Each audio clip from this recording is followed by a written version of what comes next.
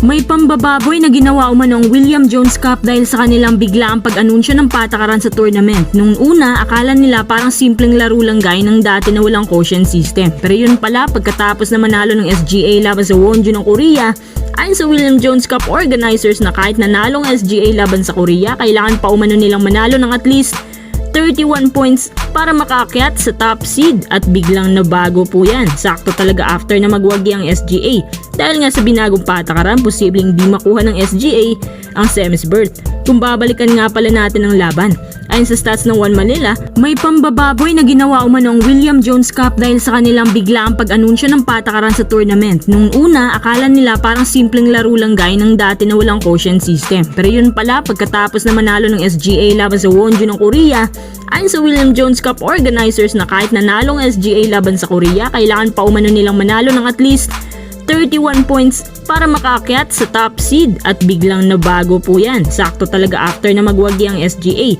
dahil nga sa binagong patakaran, posibleng di makuha ng SGA ang semis berth. Kung babalikan nga pala natin ang laban, ayon sa stats ng One Manila, umabot sa 28 points ang lamang ng Pilipinas bago ma-foul out ang kanilang big man na si Isaiah Pinheiro at Tawan Agi sa ika-4 na quarter. Habang sa huling bahagi ng quarter na ito, umabot naman sa 21 ang puntos ni Matthew Wright at nagpaulan po siya ng 7-3. Kaso sinagot yan ng ilang buckets din ni Ethan Albano at bumaba po sa 26 points na lang kalamangan ng SGA, dahilan upang di makamit ng Pilipinas ang 31-point quotient. Alam niyo ba kung ano ang pinakamasakit na parte? Dahil hindi nakuha ng SGA ang 31-point na quotient, nasa South Korean pa rin ang pabor. Ayon sa patakaran ng Jones Cup ngayong taon, matik pasok na rin sa Final Four ang Taiwan Blue o ang mga Chinese Taipei A.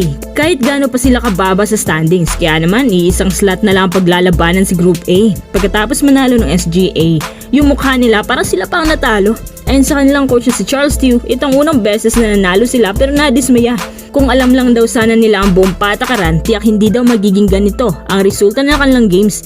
Dagdag pa niya, narinig din daw niya sa kabila mula sa isang Korean coach na pati daw sila nadismaya dahil sa kapangit-pangit na patakaran sa laro at nagalit daw ang Korean Wonju DB coach dahil bakit daw babaguhin pang patakaran. Ang tanong, meron pa ang pag-asa na makapasok sa semis ng SGA? Una, kailangan umanong talunin ng SGA ang host na Chinese Taipei. Ikalawa, kailangan manalo ng Japan laban sa Korea para magkaroon ng second loss ang mga Koreano dahil kapag kahit isa lang hindi magawang lagpasan ng SGA, tiyak mapupurnada ang kanilang 3-peat title run. Tanong pa ng ibang netizens, bakit nga raw biglang binago? Anong nakain ng William Jones Cup organizers? Bakit nagkakaganito? Hindi kayo takot lang ang William Jones Cup na ang SGA na naman daw magiging dominant sa palarong to? Or baka nga raw binayaran nilang organizers para talaga malaglag ang SGA sa grupo?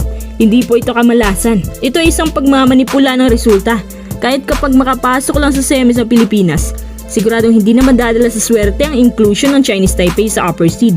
Alam din ng Chinese Taipei na kakayanin sila ng Pilipinas. Buka nga asa nila sa swerte ng SGA ngayon. May panawagan din pala si Charles Tew sa ilang players niya, especially sa mga mahina ang ambagan gaya ni Boban Marjanovic at si Remy Martin na umano nasubrahan lang sa pangahype ng iba. Si Boban nagkaka-average lamang ng 9 to 10 points, 8 rebounds per game. Nakukulangan si Charles Tew sa kanya. Sa isang banda, hanggang ngayon nag-a-adjust pa rin si Remy Martin sa role niya. Hindi pa siya masyadong sanay. Marami nagsasabi na itong lineup daw ng SGA ngayon ang pinakamahina.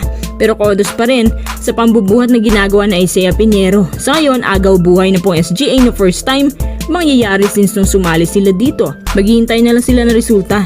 Sa kabilang banda naman, abalang SGA sa kanang tournament ganun din ang Gilas Pilipinas. Sa mga susunod na linggo na kasi magsisimula.